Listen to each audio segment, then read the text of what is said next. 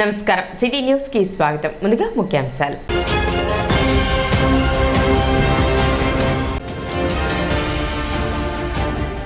ఎన్నికల హామీ టోకరాపై చర్చకు సిద్ధమా అంటూ సీఎం జగన్ కు సవాల్ విసిరిన మాజీ మంత్రి Alapati Rajendra Prasad.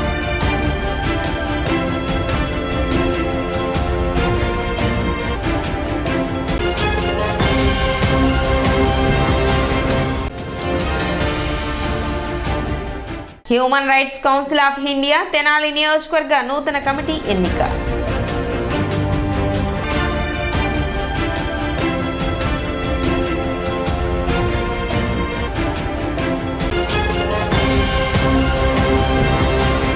Human rights council of India Tenali నియోజకవర్గ నూతన కమిటీ ఎన్నిక శనివారం జరిగింది. రామలింగేశ్వరపేట విమానం మేడ వద్ద గల కమిటీ హాల్ నందు కోస్తా ఆంధ్ర అధ్యక్షులు పల్నాడి నాగరాజు అధ్యక్షతన జరిగిన సమావేశంలో నూతన కమిటీ ఎన్నిక జరిగింది. నియోజకవర్గ కన్వీనర్గా నన్నపనేని సునీల్, కమిటీ సభ్యులుగా ఎం మణికంఠ, లిఖిత్, శివశ్యాం, చరణ్, కె మేఘశ్యాం, పి గోపిని ఎన్నుకున్నారు. బడుగు బలహీన వర్గాల ప్రజల కోసం వారి సమస్యల పరిష్కారం కోసం పనిచేయాలని నూతన కమిటీ పేర్కొంది. Human rights council of India Mumbai తరఫున మన తెనాలిలో నూతన committee HRCI human rights council of India కమిటీని ఏర్పాటు చేయడం జరిగింది. దానికి గాను నన్నపనేని సునీల్ కుమార్ గారిని తెనాలి నియోజకవర్గ కన్వీనర్గా నియమించడం జరిగింది. అలాగే మన తెనాలి కమిటీ యాక్టివ్ మెంబర్స్గా మణికంఠ, లిఖిత్, శివశ్యాం, మేఘశ్యాం, చరణ్ ఇలా ఒక 7 కమిటీ సభ్యులతో కమిటీని నియమించడం జరిగింది. దీని యొక్క ముఖ్య ఉద్దేశం మా హ్యూమన్ రైట్స్ కౌన్సిల్ భారతదేశం మొత్తం మీద అన్ని రాష్ట్రాల్లో ముందుండి బడుగు బలహీన వర్గాలకి, సామాన్య ప్రజలకి వారి సమస్యల మీద, వారి ఇబ్బందుల మీద నిరంతరం ఫైట్ చేయడం జరుగుతుంది. ఎవడైతే బడుగు బలహీన వర్గాలు ఇబ్బంది పడుతున్నారో, సామాన్య ప్రజలు ఆర్థిక వ్యవస్థలో వెనుకుంటా కాస్త బతకడానికి కానీ, వాళ్ళు స్థానికంగా హక్కుల పరంగా కానీ ఇబ్బంది పడుతున్నారో వారికి ముందుండి చేయూతనిచ్చి ప్రతి ఒక్క భారతదేశ పౌరులు వారి హక్కులను, వారి విధులను తెలుసుకొని ఈ భారతదేశంలో వాళ్ళకంటూ ఒక హక్కు ఉందని తెలుసుకోవాలని, వాళ్ళు ముందుండి దేశ అభివృద్ధికి తోడ్పడాలని మా హ్యూమన్ రైట్స్ కౌన్సిల్ తరఫున మేము కమిటీలను ఏర్పాటు చేసుకుంటా ప్రజాసేవలో ముందుండి నిరంతరం వారి కోసం కృషి చేస్తామని తెలియపరుస్తున్నాం. ఆదివారం వేమూరు మండలం పోతుమరు గ్రామంలో తెలుగుదేశం పార్టీ, జనసేన పార్టీ ఎన్నికల ప్రచార కార్యక్రమం ప్రారంభించనున్నారు. భావితరాల భవిష్యత్తు కొరకు అహర్నిశలు శ్రమిస్తూ ఎన్ని అడ్డంకులు ఎదురైనా ధైర్యంగా, సాహసోపేతంగా ఎదుర్కొంటున్న మాజీ మంత్రి నక్క ఆనందబాబు నాయకత్వాన్ని బలపరిచే ప్రచార కార్యక్రమంలో భాగంగా ఉమ్మడి తెలుగుదేశం పార్టీ, జనసేన 2024 ఎన్నికల ప్రచార కార్యక్రమం 10వ తారీఖు 3వ నెల 2024 ఆదివారం సాయంత్రం 5 గంటలకు వేమూరు మండలం పోతుమరు గ్రామంలో నిర్వహించడం జరుగుతుందని తెలుగుదేశం, జనసేన పార్టీ నాయకులు, కార్యకర్తలు అధిక సంఖ్యలో విచ్చేసి కార్యక్రమాన్ని జయప్రదం చేయాలని నక్క ఆనంద్ బాబు పిలుపునిచ్చారు.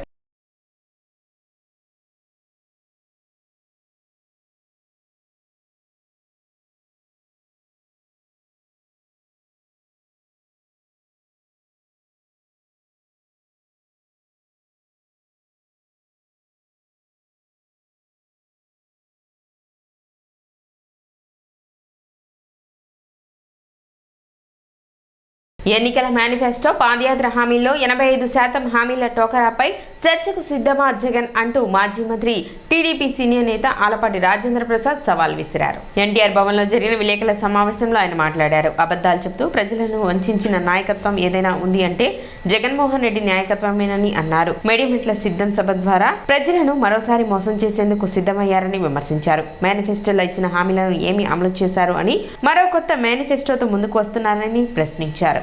అందరికీ నమస్కారం. మోసాలు జగన్ గారు మాయమాటలు చెప్పి ప్రజల్ని వంచించి పాలన చేస్తూ, అబద్ధాలు ఆడుతూ ఈ రాష్ట్ర ప్రజల్ని వంచిన నాయకత్వం ఏదైనా ఉంది అంటే జగన్మోహన్ రెడ్డి గారు నీ నాయకత్వమే అని చెప్పి చెప్పుకోవాల్సిన అవసరం ఉంది. మీ నాయకుల ద్వారా రేపు మేదరమెట్ల సిద్ధం సభలో మరలా ప్రజల్ని మోసం చేయడానికి మీరు చెప్పినటువంటి మాటలనే మరొకసారి మీకు గుర్తు చేస్తా ఉన్నా.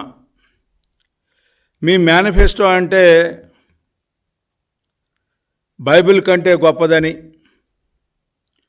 ఖురాన్ కంటే మహోన్నతమైందని, భగవద్గీత కంటే అమూల్యమైందని చెప్పి అలాంటి మేనిఫెస్టోని మాట తప్పను మడమ తిప్పను, నే వస్తున్నా నే చూస్తున్నా అని చెప్పినటువంటి మాటలు, మీరు ఇచ్చిన హామీలు ఏమీ అమలు చేశారని చెప్పి రేపు మరలా కొత్త మేనిఫెస్టోతో ప్రజల్ని మాయ చేయడానికి వస్తున్నారని చెప్పి నేను అడుగుతా ఉన్నా. మన ప్రభుత్వంలో పూర్తిగా మద్యాన్ని నిషేధిస్తాం అని చెప్పి గట్టిగా కూడా చెప్తాం. నా సిపిఎస్ మనం అధికారంలోకి వచ్చిన వారంలో చేపించేస్తానన్నా. ప్రతి సంవత్సరం జనవరి 1వ తారీఖున ప్రభుత్వ ఉద్యోగాల భర్తీకి క్యాలెండర్ కూడా విడుదల చేస్తాను అని చెప్పి మీ అందరికీ కూడా హామీ ఇస్తా ఉన్నా. 200 యూనిట్ల వరకు మీకు కరెంటు ఉచితంగా ఇస్తామని చెప్పి మీ అందరికీ కూడా చెప్తా ఉన్నా. ప్రాజెక్టు 2021 జూన్ నాటికి కంప్లీట్ చేస్తాము. ఖరీఫ్ 2022 నాటికి నీళ్లు ఇచ్చే పరిస్థితి తీసుకొని వస్తానని కూడా ఖచ్చితంగా కూడా చెప్తా ఉన్నాను. 2023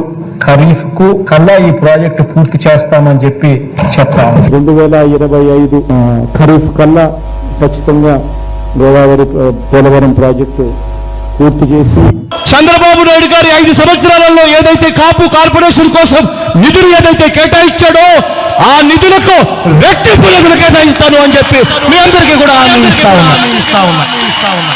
మీరు వాగ్దానాలు చేసి మోసాలు చేస్తూ బతుకుతూ పాలన చేసినటువంటి జగన్మోహన్ రెడ్డి గారు రేపు సిద్ధం సభలో మీరు కొత్త మేనిఫెస్టో గురించి మాట్లాడబోయే ముందు పాత మేనిఫెస్టోలో మీరు అనుకున్న భగవద్గీత, మీరు అనుకున్నటువంటి ఖురాను, మీరు అనుకున్నటువంటి బైబిల్ కంటే గొప్పదైనటువంటి మీ మేనిఫెస్టోని ఏ రకంగా అమలు చేశామని చెప్పి చెప్పాల్సినటువంటి బాధ్యత ఉంది అని చెప్పి మీకు మొట్టమొదటిసారిగా ప్రశ్నిస్తా ఉన్నాను.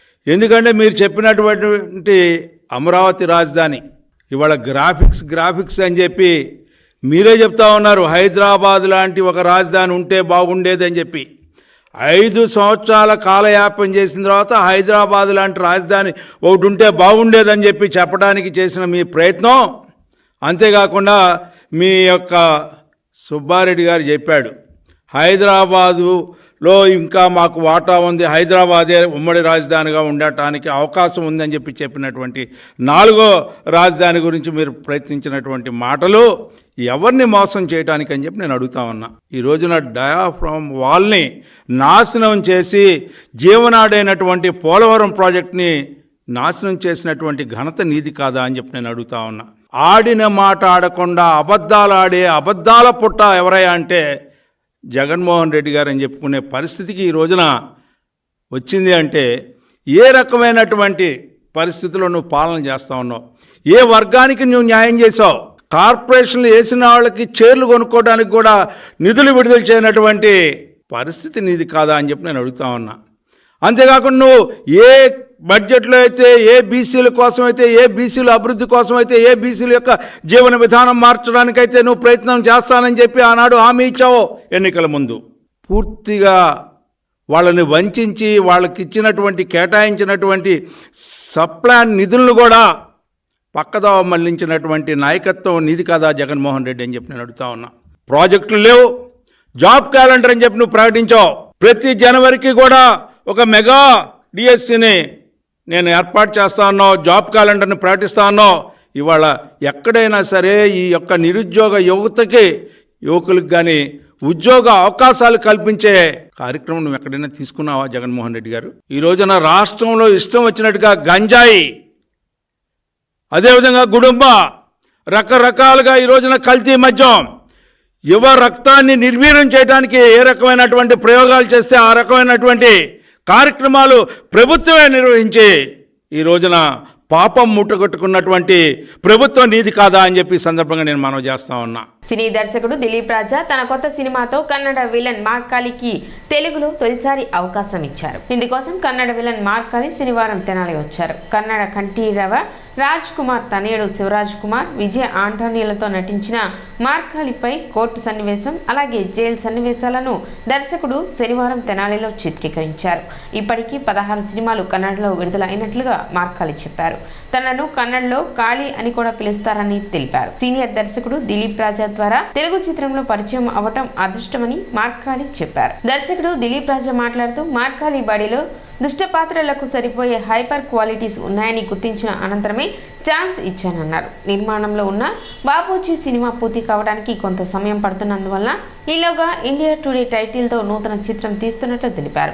ఇది పక్క కమర్షియల్ సినిమా అన్నారు. దేశ ఆచార సాంప్రదాయాలకు వ్యతిరేకంగా నేటి సమాజంలో విపరీత పోకడలను జల్లెడ వేసి చూపిస్తున్నారని దిలీప్ రాజు తెలిపారు. మనం భారతీయులం, ఈ దేశ ఆచార సాంప్రదాయాలను మంటకలపొద్దనే ఇతివృత్తమే ప్రధాన కథాంశం అన్నారు. యూనివర్సిటీ నేపథ్యంలోనే కథాంశం కొనసాగుతుందని చెప్పారు. జడ్జి గారు, నాకు మాట్లాడడానికి ఒక అవకాశం ఇవ్వండి. న్యాయం కోసం నేను స్టేషన్కి వెళ్తే నన్ను అన్యాయంగా బొక్కలో పెట్టి ఇప్పుడు ఈ ఫోన్లో పెట్టారు. ఇది ఏమై అన్యాయం జడ్జి గారు? నా గెటప్ని చూసి ఫిక్స్ అయిపోయారు జడ్జి గారు, నేను ఒక డ్రగ్స్ అమ్మేవాడని. ಸೀನು ಮಾರ್ಕಾಡಿ ಈ ಸೀನು ಮಾರ್ಕಾಡಿ ಒಂದು ಸರಿ ಮೊಕ್ಕದ ಮೇಲೆ ಮಾರ್ಕ್ ಮಾಡ್ದ ಅನ್ಕೋ, కొడక కూతురుని చంపావా? నీలాంటి బచ్చా నా కొడుకుల్ని లచ్చాలా నా కొడుకు నాతో ఉంచుకుంటారా? అమ్మా రాయ్, ఎట్టి పరిస్థితిగాను ఈ పులిహోర నువ్వు దాటలేవురా, దాటలేవు. అమ్మా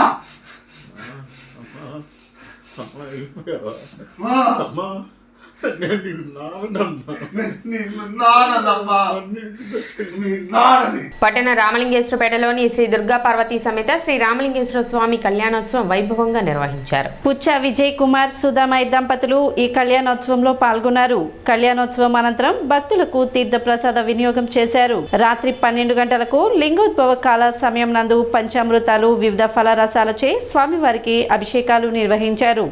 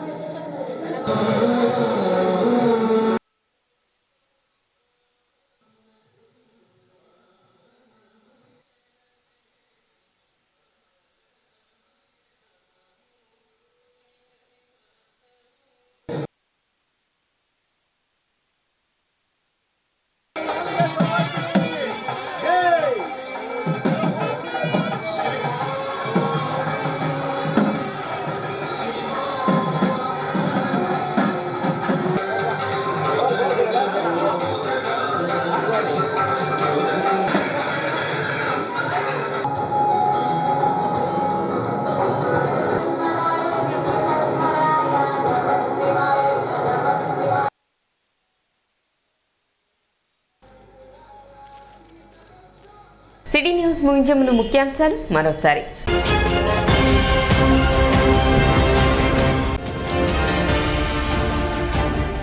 ఎన్నికల హామీ టోకరాపై చర్చకు సిద్ధమా అంటూ సీఎం జగన్ కు సవాల్ విసిరిన మాజీ మంత్రి ఆలపాటి రాజేంద్ర ప్రసాద్.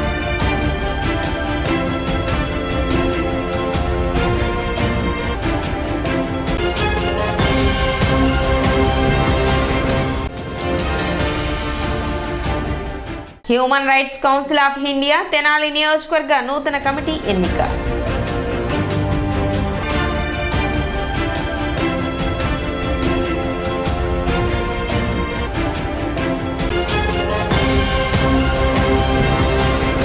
సిటీ న్యూస్ ఇంతటితో సమాప్తం. నమస్కారం.